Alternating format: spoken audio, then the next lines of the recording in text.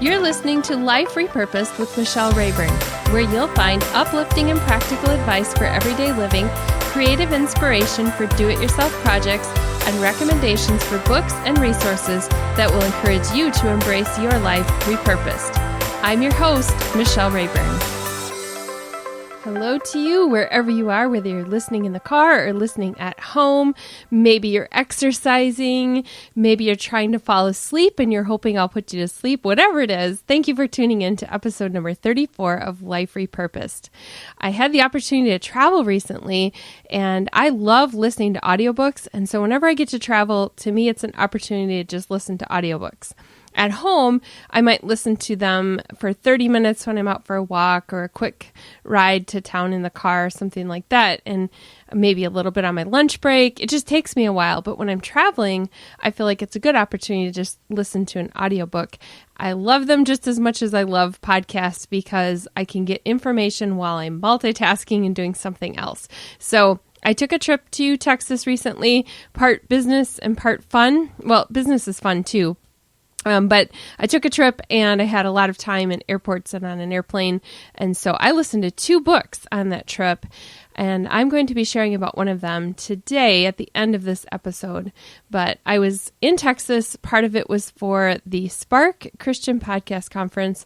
It was the first one ever held, and it was wonderful. It was so great to be with other podcasters, and I met some new friends, and some of them are going to be on the show when I interview some of them. But I also want to share with you that I had the honor of winning an award for this show at the podcast conference. I won Outstanding Podcast Host Female, so I got to go up front and receive my award. And if you look at the Spark Christian Podcast Conference page or my Facebook page, you'll see some other photos from the conference. So it was really fun to be there. But like I said, while I was gone, I listened to 2 audiobooks. Both were nonfiction, and neither were written from an expressly Christian worldview, although they had some Christian elements in them and some faith elements. It's just that they weren't exactly from the same worldview that I have. And yet I learned so much from both of them. And this is why I'm sharing with you and why I want to talk about this today, because it's so important for us in repurposing and living life repurposed that we see where sometimes educating ourselves with other people's worldview is important. Sometimes reading literature that is outside of our comfort zone as far as like it doesn't necessarily align perfectly with what we think, it teaches us something. Now, I give a disclaimer with that because I've had books recommended to me that other people have loved and I've just hated them. So there are times when, I'm not suggesting you read something or listen to a book that you can't stand just because you're hoping to learn something from it. For example, not that long ago, one came highly recommended and it was a pretty trashy book. And yes, it had some interesting things, but it just was so outside of what I would normally read that I didn't even finish the book, even though someone else highly recommended it. But when it comes to nonfiction like this, I think it opens my eyes to read something or listen to something that helps me to see others differently, even the ones who have beliefs that are different from my own.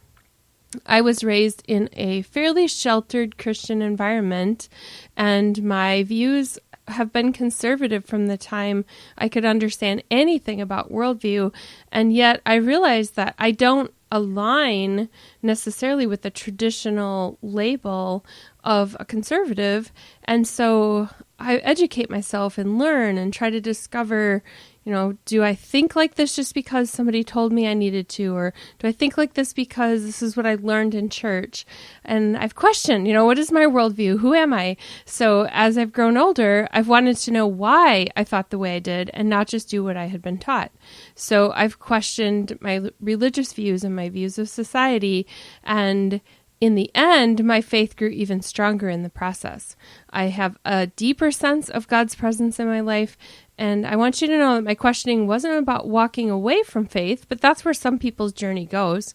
Mine was really about diving deeply into it to be sure that I know what I think, I know what I believe, and have a sure footing on that and a clear sense of who God is, so that if somebody asks me questions, I can answer them and not just say, well, that's what I was always taught. I want a better answer than, well, that's what my church says. I want to know what the Bible says, and I want to apply that biblical view to my worldview and to the people around me. So I'm approaching faith now from a perspective of, what if I had never heard of this before? Would I still believe it? And if not, or if I'm wondering, would I? That is a good sign for me to dig deeper and to look for more information and to really understand it. So this has helped me to develop conviction and passion for my beliefs. And so I'm sharing this because on Life Repurposed, it really is about how God changes us and how our views change as we grow and we mature. So my questioning, like I said, was not questioning of like, is there a God? I haven't been through that questioning, but some of you listening have. And so wherever you are on your journey, I want you to know that learning and exploring is really important. So as we grow our passion about beliefs, we can also become zealous to a dangerous point where we don't want to understand others who are different. And that's why I'm talking about this on this podcast, because I've had thoughts like this go through my head before. For example, how in the world can't this person see it? The truth is so obvious. I've had that thought go through my head when I'm interacting with somebody. How don't they see it? And it makes me pull back and say, well, wait, why am I asking that question? It might be obvious to me, but that person's on their own journey. Here's another thought that has gone through my head. I should shun the people who are radically different from me. Now, all of us probably define radically in different ways, but for me, that just means somebody who has a really different perspective, and it doesn't mean that I need to shun them. It doesn't mean that I need to run away from them. It means I need to learn how to understand them. So stay with me here, because I'm not suggesting that I think we should merge everything together and make one big gray area. I'm not suggesting that. I'm not suggesting that I think all roads lead to heaven or that anything goes when it comes to religious affiliation and organizations. I still have boundaries. But what has changed is that I'm willing to let others take their path of discovery while I take mine. I'm not silent about where I think someone might be merging, for example, a pagan practice with Christianity, because I worry about them. Like, this is really going to weaken their faith if they're merging too many different things together that don't align with the Bible, if that's what they're working on aligning with. But I won't press hard if somebody can't see my point. So I might test the waters a little bit and see if they're ready for a discussion. And if I sense at all that somebody is not ready, they don't see my point, they don't understand it, then I back off and I say, okay, let's just let them continue to explore until they are ready to have this discussion.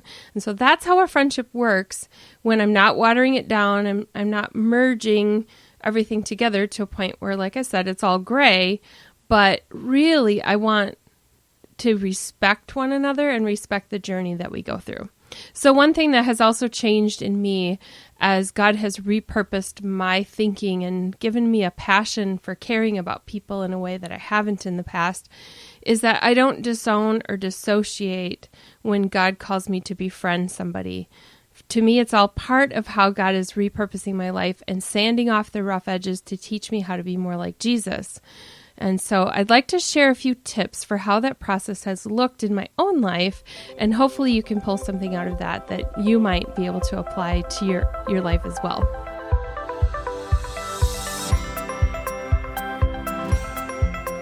One tip is that I have learned to ask questions with a gentle approach. Questions are fine, but rather than demanding an answer, I've learned to cultivate a genuine curiosity and a desire to know more about the person. And this is not because I plan to change their beliefs or to try to convince them to change to my own point of view, but because I want to know them as a human being. I'm open to somebody asking about my beliefs as well. I'm not defensive about that.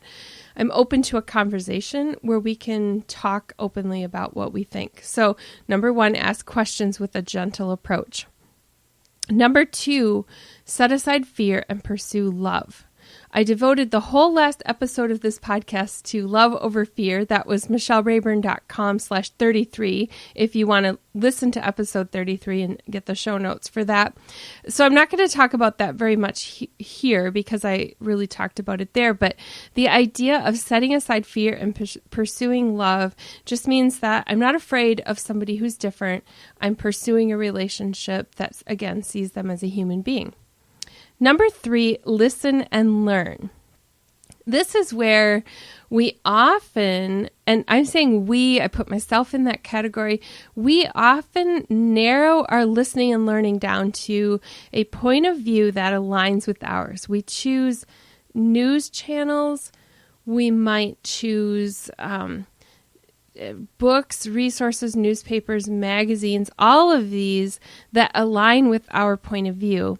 And one of the things I've learned, and I encourage you to try, is to read articles that have come from multiple points of view, even if you don't agree with them. Collect information from more than just your favorite sources and start to sift through it and see, what do I think? Do I agree? Don't I agree? There is a danger in only feeding ourselves from one point of view, because then we don't know if that point of view is actually accurate. We don't get to experience it from both sides. In the resources section, I'm going to share the book that I listened to on the airplane. The book is called Love Thy Neighbor, A Muslim Doctor's Struggle for Home in Rural America, and it's written by Dr. Ayaz Virji. I'll talk about that more at the very end of the show, but he reads the book himself, and so I listened to him narrate the book, and I learned so much through his beliefs because they're different from mine, and I disagree with some or even a lot of what he said. It's not my religious point of view, but also he doesn't believe the way news stations have wanted me to think he believes on some of the sources I've listened to.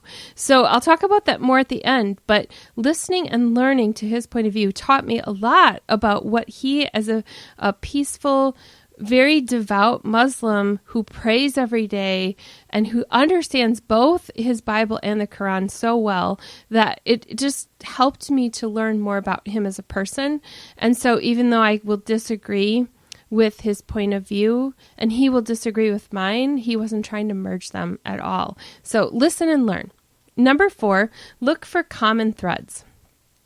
I might have a totally different stance on sacraments of the church from somebody who attends a church from a different denomination.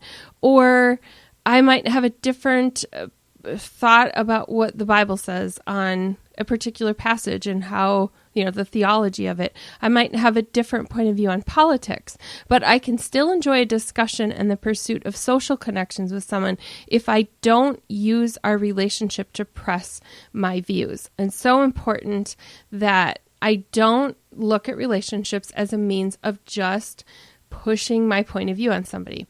Also, on the flip side of that, if someone presses their point of view on me, that does end a relationship for me, because I'm not interested in having lunch and coffee frequently with somebody who does it for the purpose of just arguing. So it goes both ways. But number 4, look for common threads. And the last one, number 5, is apologize when you offend, but don't be ashamed of your differences. I don't pretend to think the same way as someone who is politically or religiously different from me, but I'm also not ashamed of being different. So I have to keep my thoughts and my emotions in check, because without realizing it, I could easily drift towards making excuses when I cross a line and I offend someone else. I go across, I push. And it's really important that I learn how to apologize for hurting a friend. And I can apologize without compromising my beliefs and my integrity, because I can apologize for pressing, not for having an opinion, but just how I carried it out. And so I'm not ashamed to sit down and talk with somebody and admit that we're different, but my goal is not to offend, if that makes sense. So I don't want to go any longer because it's going to be a long episode otherwise. But as I wrap up, I'm going to tell you about the book that got me thinking. So the resource I want to tell you about today as we wrap up is the book that I listened to on the airplane. The book is called Love Thy Neighbor, A Muslim Doctor's Struggle for Home in Rural America, and it's written by Dr. Ayaz Virji. If you'd like to learn more about the book or get a link to where you can find it on Amazon, I will have that in the show notes at michellerayburn.com/34, just michellerayburn.com, and the episode number 34 after the slash. So let me tell you a little bit more about the book. This book is written by Dr. Ayez Virgi, and he is a medical doctor in rural Minnesota. The book is published by Convergent Books. Now, if you're a book nerd like me, you care about where it was published. And if you're not, just tune out for just 1 second while I explain this, then we'll come back. So Convergent Books is one of the newest religion imprints from Crown Publishing Group, and it publishes nonfiction for progressive and mainline Christians who demand an open, inclusive, and culturally engaged exploration of issues related to faith. So many Christians won't agree with everything that is written under this imprint. And that's why I'm telling you about an imprint. It's just the publisher, like the branch of the publishing house. And so in this branch of the publishing house, you might not agree with everything that is written. But if you're reading to try to understand another person, I encourage you to be willing to stretch yourself, because there will be some things there that you do agree with. So as you process through and you look at some of the resources that are out there, just be aware that you're educating yourself and you may not necessarily agree. I mean, I don't agree with some denominational publications either, and that's okay. So let me tell you about Love Thy Neighbor. The title is a phrase taken directly from Jesus' words when he told people to love our neighbors. And it is one of the common practices that Dr. Ayez uses in his own life too. He's a peaceful person. And in 2013, he left a comfortable job at an East Coast hospital and moved to a town of 1,400 people in rural Minnesota. And he just felt called to go there to address the shortage of doctors in rural America. It's harder for hospitals there to attract doctors. So he's there, he's living, he's setting up his practice, it's just getting established, and then the 2016 election happened, and I'm not going to go into politics or anything like that right now, but as a result of the perceptions that some of the people in blue-collar rural America had in response to the election, he and his children began to face some anti-Muslim remarks at school and at work, and even some of his most loyal patients began questioning whether he belonged in the community. In the midst of this religious persecution, in some ways, it's that way just because he felt unsafe. He had a lot of hateful things said to him. He wanted to leave. He wanted to leave the community and just move. In fact, he was lining up a job in Dubai when a local pastor in Minnesota invited him to speak at her church. And they befriended one another, and she asked him to come in and talk about some of the misconceptions that people have about what Muslims practice and believe. And he did it. He went and did that presentation, and that invitation has grown into a whole lecture series that has been well attended, that has changed hearts and minds across the state and actually internationally.